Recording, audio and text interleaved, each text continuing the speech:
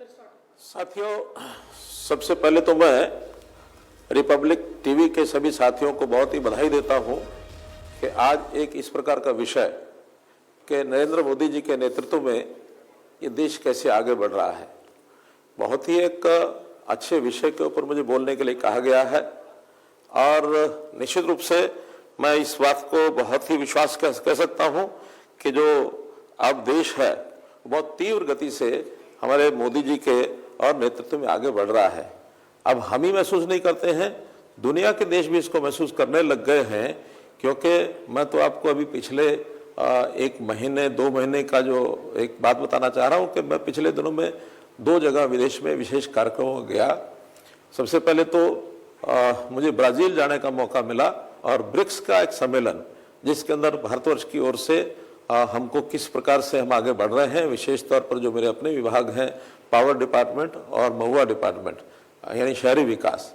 अब उसमें जितनी बातें हमने वहाँ रखी, दुनिया के लोग हमारी तरफ देखते हैं कि भारत इतनी तेज़ गति से आगे कैसे बढ़ रहा है।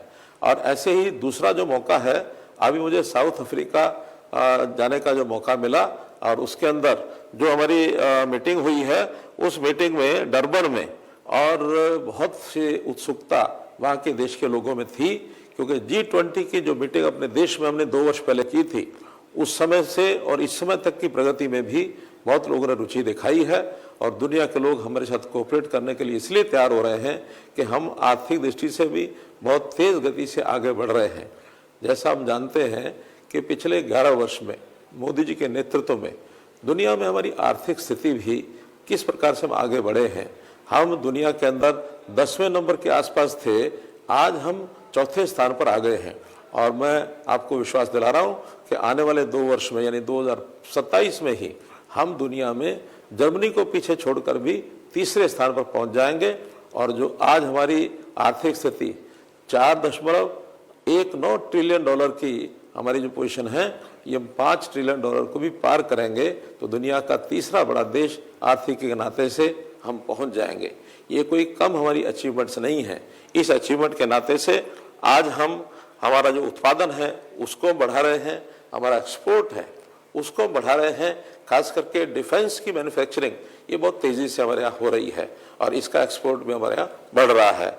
हम लोगों ने अपनी फॉरेन एक्सचेंज वो भी बढ़ाई है और ऐसे महंगाई की दर देश में बहुत कम हो रही है।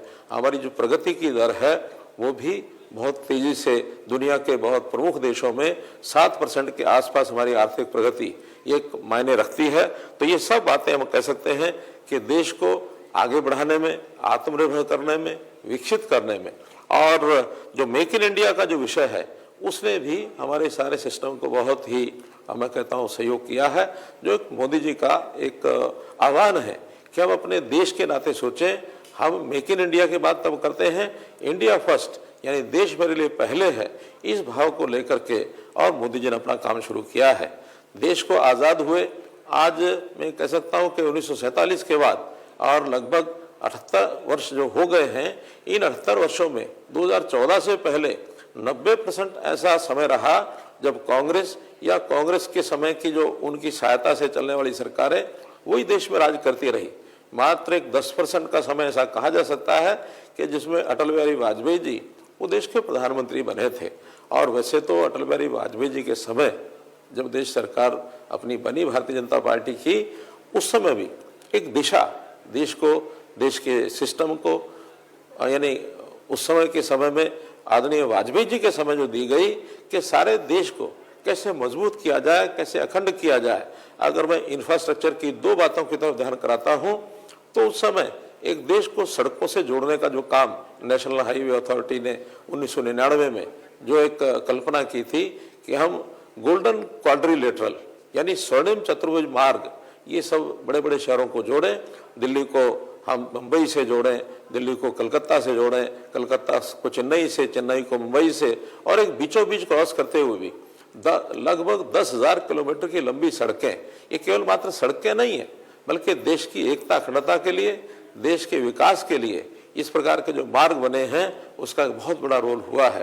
रेलवे ने प्रगति की है, इसी प्रकार हमारा जो सिविल एविएशन है, हवाई जहाज़ की प्रगति भी 2 गुना से ज़्यादा हमारे यहाँ जो एयरपोर्ट बने हैं, हमारे जहाज़ों की संख्या बढ़ी है, और एक आम आदमी को भी कैसे वो हवाई जहाज की यात्रा कर सकता है।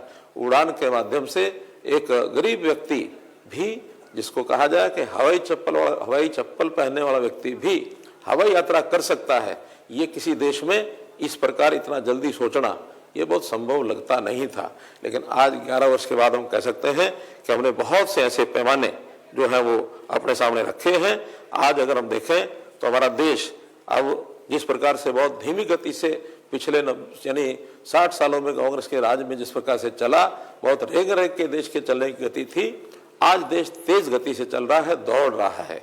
तो इसके लिए देश के प्रधानमंत्री नरेंद्र मोदी जी को इस बात का श्रेय दिया जा सकता है कि जो योजना कल्पना उन्होंने शुरू में देश का यानी शासन संभालते समय की थी, वो बहुत बड़े अर्थों में एक प्रकार से उसको पूरा किया है।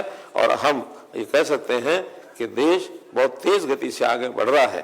कांग्रेस के समय केवल नारे होते थे, गरीबी हटाओ, लेकिन मोदी जी ने अपने शासनकाल में 20 करोड़ लोगों को गरीबी रेखा से ऊपर किया है। ये प्रत्यक्ष हमको आंकड़े बताते हैं। देश के उस समय जो लोग थे लाइसेंसी राज के ऊपर निर्भर थे, भ्रष्टाचार का बोलबाला था, लेकिन मोदी जी ने ease of doing, ease of living, इस प्रकार के कितने ही सिस्टम्स में परिवर्तन करके आज एक ऐसा स्वच्छ प्रशासन देने की जो बात की है, ये भी हमारे यहाँ दुनिया के लोगों को आकर्षित करता है कि भारतवर्ष में जिस प्रकार से एक अच्छा वातावरण है, अपना निवेश भारतवर्ष में किया जाए और भारत के माध्यम से दुनिया में अपना व्यवसाय भी वो बढ़ाना चाहते हैं। तो मैं यही कहूँगा मित्रों कि ये जो समय है, इस समय में अगर हम आज ये कहें कि देश और जिस प्रकार से आगे बढ़ रहा है, जैसे जैसे उपलब्धियां हमारी हैं, वो एक एक उपलब्धि गिनाने लायक है।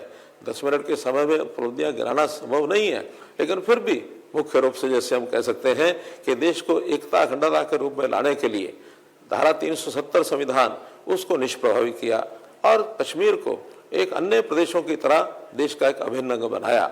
ऐसे ही देश की आस्था का केंद्र राम मंदिर जो है उसको बनाया गया, और वो राम मंदिर जो है आज करोड़ों लोगों की आस्था का विषय है, जो इतने सालों से एक विवाद का विषय था, बिना किसी और जिसको कहना चाहिए बहुत बड़े लोग तो भय करते थे कि उसके कारण से लौडवान हो जाएगा, देश देश में झगड़े हो जाएंगे, आपस में ये हो जाएगा, लेकिन बिना किसी घटना के भी बहुत सरलता से और इस परिवर्तन करके देश का लोगों की आस्था का जो राम मंदिर का विषय वो उन्होंने पूरा किया। ऐसे हमारी महिलाएं, बहनें, माताएं, उनके हित में भी कितने उन्होंने फैसले किए। मुस्लिम महिलाओं को 3 तलाक का शिकार होना पड़ता था, वो उन्होंने दूर किया है। ऐसे ही हमारे यहाँ बेटी बचाओ बेटी पढ़ाओ, ये इतना बड़ा अभियान था। सामाजिक एक बुराई थी जेंडर रेशो को ठीक करने के लिए, और उन्हें इस अभियान के माध्यम से आज देश का जेंडर रेशो बहुत अनुकूल हो गया है, ठीक हो गया है, ताकि एक सामाजिक बुराई को हमने दूर किया है। अपने हमारी बहनें, माताएं, उनको खुले में शौच जाने में दिक्कत आती थी, लेकिन देश में स्वच्छता अभियान के माध्यम से और कैसे गांव-गांव, शहर-शहर में कंपटीशन बनाया कि ODF प्लस, तो इस प्रकार के कंपटीशन में स्वच्छता की ओर ध्यान दिया। आज हर शहर, हर गांव दौड़ में आगे लगा हुआ है कि हम स्वच्छता की ओर कैसे ध्यान दें, और शौचालय घर घर बना करके करोड़ों घरों के अंदर शौचालय बनाए, ताकि हमारी बहन बेटियों की जो इज्जत है वो अपने सम्मान से और अपना गुजारा जो है कर सकें। हमारे परिवारों को खुशहाल बनाने के लिए गरीबों को कैसे आगे बढ़ाया जाए, इसके अंदर पिछले 5 साल की टर्म में लगभग 4 करोड़ मकान, और इस बात जो है 3 करोड़ मकान, तो इस प्रकार से 7 करोड़ मकान देने का जो बीड़ा उठाया गया, एक बहुत बड़ा अभियान, और लोगों को अपना आश्रय स्थल मिले, एक आसरा मिले, एक इस प्रकार से गरीबों के सहयोग के लिए सब काम किए गए। किसानों को भी कैसे उनके खातों में सम्मान निधि, और उनको हर साल यानी 4-4 महीने के अंतर पर जो सम्मान निधि मिलती है, इससे अपने छोटे बड़े खर्चे, चाहे वो खेती के खर्चे हों, अन्य खर्चे हों, उसको पूरा कर सकता है। किसान को लगता है कि कोई हमारी चिंता करने वाला व्यक्ति है, तो नरेंद्र मोदी हमारी चिंता करते हैं। हमारे युवाओं के लिए चाहे वो शिक्षा हो, चाहे स्किलिंग हो, चाहे उसमें आगे पढ़ाई करने की बात हो, विदेश में पढ़ाई करने की बात हो, उनके रोजगार की बात हो, खेलों की बात हो, हर क्षेत्र के अंदर उन्होंने जो है विशेष प्रबंध किए, और जितना सहयोग सरकारों को, प्रदेश सरकारों को करने की बात आई, उसको भी उन्होंने और एक रास्ता दिखाया कि हम प्रदेश सरकारों के माध्यम से भी अपने युवाओं को आगे बढ़ाने के लिए जो हमको करना है सब कर सकते हैं। हमारे यहाँ जो इंफ्रास्ट्रक्चर, जैसे मैंने बताया कि एक बड़ी कल्पना जो गोल्डन कोलेटरल क्वाड्रिलेटरल को की गई थी उसको तो पूरा किया ही किया है। साथ में जो नए नए आयाम हैं, जैसा मैंने मेट्रो कहा है, आज मेट्रो हमारे यहाँ यानी 1100 किलोमीटर की लंबी मेट्रो लाइनें बन चुकी हैं। लगभग 700 से 800 किलोमीटर की और पाइपलाइन में जो बहुत जल्दी बनने वाली हैं। आज हम तीसरे स्थान पर हैं और जैसे हम ये 700 किलोमीटर पर बनाते हैं, मुझे पूरा विश्वास है कि अब दुनिया में चाइना के बाद दूसरा कंट्री बन जाएंगे जब हमारा मेट्रो नेटवर्क इतना बनेगा। वंदे भारत ट्रेन चलाई है, सड़कें, एयरपोर्ट, इमारतें, ऑफिस, सरकारी ऑफिस किसी एक आदर्श जगह से हमारा भारत सरकार के कार्यालय चले, तो उसके लिए भी हमने देखा कि कर्तव्य पथ के दोनों तरफ कर्तव्य भवन बना करके और कर्तव्य भवनों के माध्यम से हम अपने देश की सरकार को चलाएं। एक बहुत बड़ा एक विषय और जो ये किया गया है। हमारा देश परमाणु ऊर्जा से भी और सशक्त हुआ, ये तो अटल जी के समय ही पोखरण विस्फोट हुआ, ये भी कोई कम काम नहीं था। और आज दुनिया की ताकत और वो जो दुनिया मानती है हमारी ताकत, और दुनिया के लोग अब उस प्रकार की शरारतें जैसे पहले करते थे वैसी शरारतें करने के लिए अब उनका साहस नहीं होता है। वो हमारी इस ताकत के ऊपर निर्भर करता है। इसी प्रकार आयुष्मान भारत ये एक स्वास्थ्य के नाते से इतनी बड़ी योजना है कि करोड़ों लोगों को ऐसे उनकी स्वास्थ्य की गारंटी हो जाए। इस काम को किया, सामान्य आदमी भी अपने स्वास्थ्य की चिंता इस आयुष्मान भारत के माध्यम से कर सकता है। हम वैश्विक मंच पर भी और भारत की पहचान जो हमने बनाई है, पाकिस्तान को जिस प्रकार से मुंह तोड़ जवाब दिया है, चाहे वो सर्जिकल स्ट्राइक हो, चाहे एयर स्ट्राइक हो अथवा ऑपरेशन सिंदूर हो, ये ऐसे निर्णय हैं जिससे दुनिया के अंदर हमारा जो नाम हुआ है। मैं तो आपको अपने विभाग की कुछ बातें आपको जरूर बता सकता हूं कि हम पावर के अंदर आज सरप्लस कंट्री बन गए हैं। कभी समय ऐसा था कि हमारे कट्स लगते थे, इंडस्ट्री के अंदर भी झेलना पड़ता था, हमारे डोमेस्टिक पावर भी झेलना पड़ता था, लेकिन आज हम पावर सरप्लस कंट्री हो गए हैं। अपने देश की आवश्यकताओं के साथ साथ आज हम कुछ देशों के साथ एक्सपोर्ट करने का भी और करार कर रहे हैं ताकि दूसरे देशों की आपूर्ति हम कर सकें। और उसमें भी जो हमारा रिन्यूएबल एनर्जी है, चाहे उसके अंदर सोलर पावर हो, विंड पावर हो, हाइड्रो पावर हो, इसके अंदर हम बहुत विशेष प्रगति कर रहे हैं। हम 50% से भी ज़्यादा पावर हमारी रिन्यूएबल एनर्जी के माध्यम से प्राप्त कर सकेंगे, ताकि जो प्रदूषण होने वाला है थर्मल पावर के माध्यम से, उस प्रदूषण को भी हम कम कर रहे हैं। कार्बन डाइऑक्साइड का जो एमिशन है वो भी लगातार कम हो रहा है। और अब उसके अंदर हम दुनिया के साथ जो किए गए करार हैं, एनडीसीज हैं, उन एनडीसीज को हम अपने देश में 5 वर्ष पहले उन जो मापदंडों को पूरा कर रहे हैं, जिससे हमारे यहाँ सराहना हो रही है।